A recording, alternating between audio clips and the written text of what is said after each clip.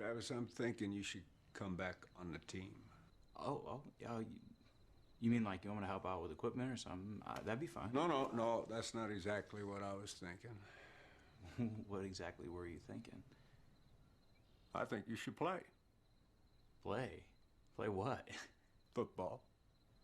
I don't understand. Look,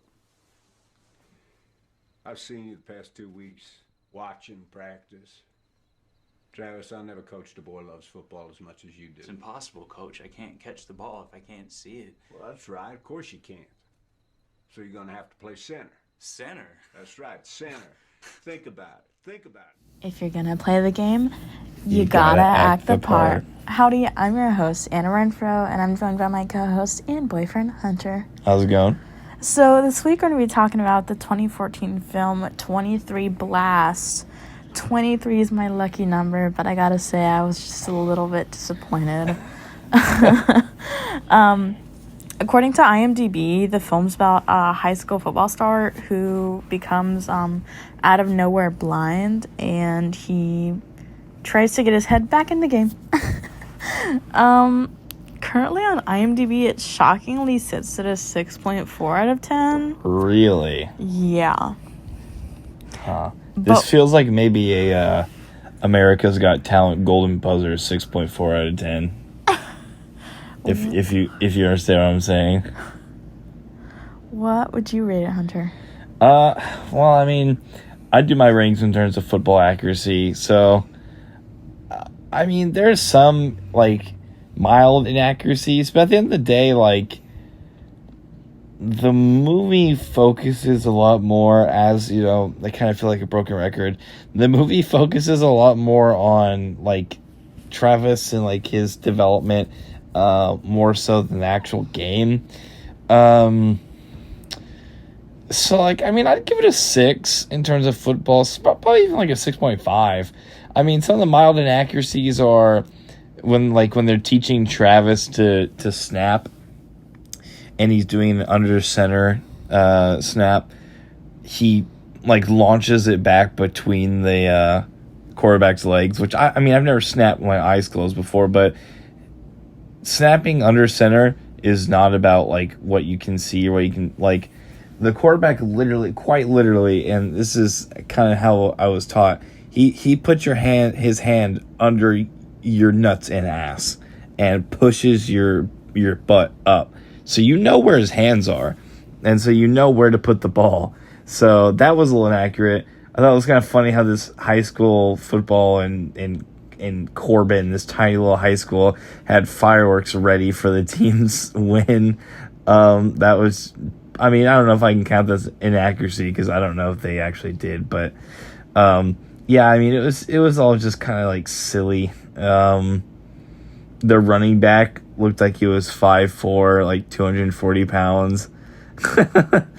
But yeah, I mean, I feel like I'm trying not to view it in perspective of what I actually thought about the movie, and more so what about it is in terms of football accuracy. So it's probably about 6.5, 7, I'd say, in terms of football accuracy at least. For me, for once, I think I'm actually going to rate a film lower than you. Wow. I'm going to say this probably sits at like a 4.5 or 5 for me. Dang, tough crowd. Yeah. Like, all in all, like, just watching the film, like, it's tolerable.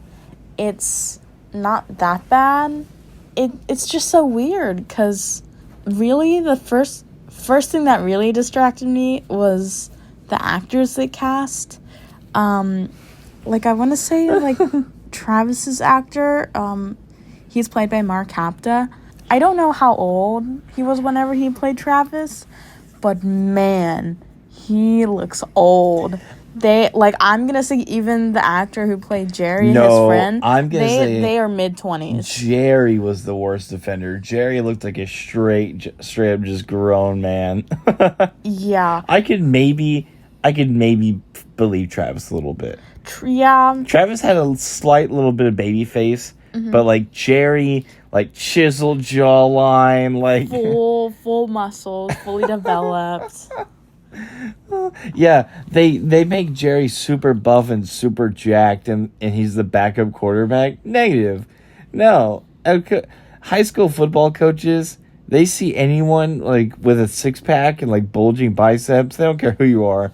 They're making you the star player, whether how good you are or anything.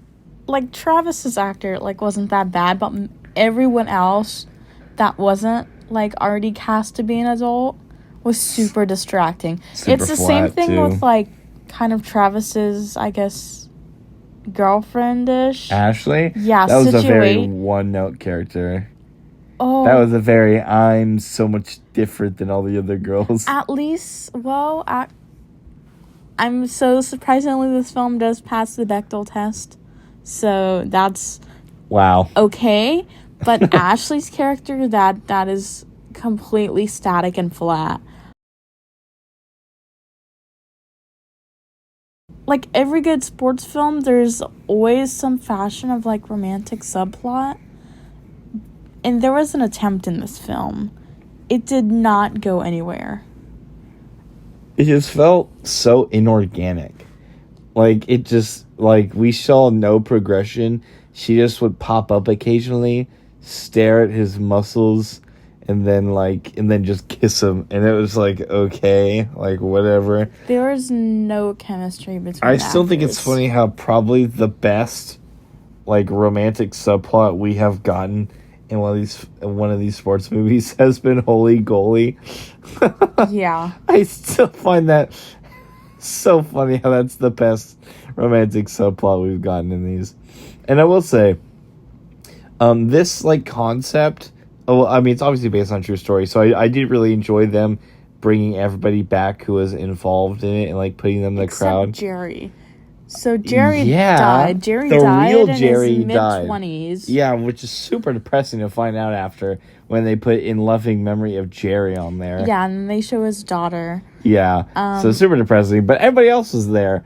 And that was pretty cool. And also, Which, just like a little sidebar we had after the film was, oh man, like before we found out Jerry died, we're like, man, I wonder how Jerry must have felt about being portrayed as a delinquent drunkard. yeah, well, guess he'll never know. I guess he didn't get any input on that.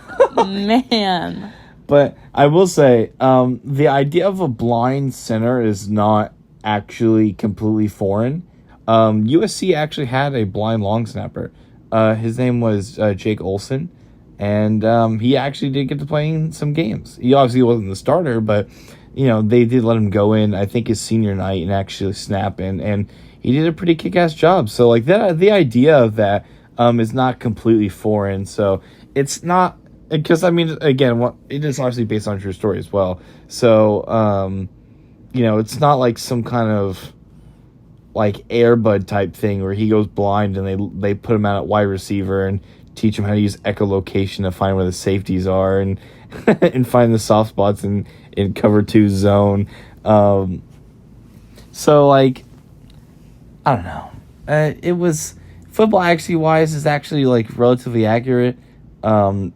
Again, because it's a situation that has happened before, and it's benefiting more from having less football like actually in the film. I feel like if there was more, it would probably be lower on my list. That's simply because they probably have more time to screw things up. I think this is the worst film we've watched so far. Yeah, no, I can get behind that. It's very just like very, very good message. Just it feels like I'm in the middle of Iowa because this is corny as hell. Yeah. There was an attempt to platform like diverse kind of untold story of a player who overcame his disability and like where he went. But man, it just fell flat. Yeah. It fell flat. A lot of the characters were just so static, and even for like this type of film, it was not feel good at the end. No.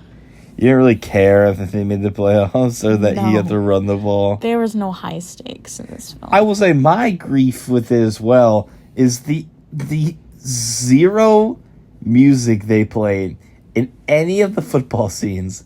They have the entire end bit there where they could have done some really cool sound stuff and, like, used some really dramatic music, and then, like, nothing.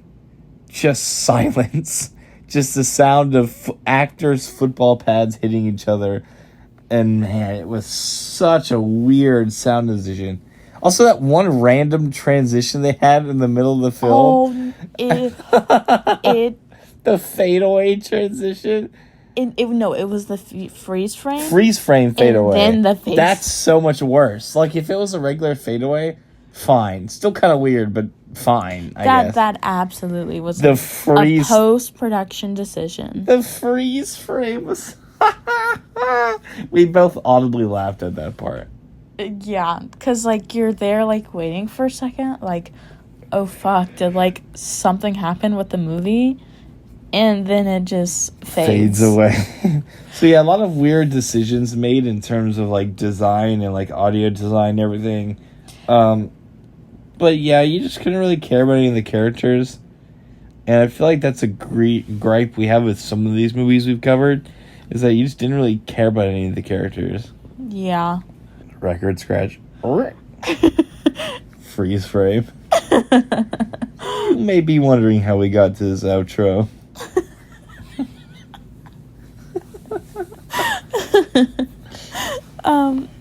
But yeah, I mean, like, all in all, like, again, this is the worst film we've watched so far. Yeah, it's feel good. This is a movie you show fourth graders.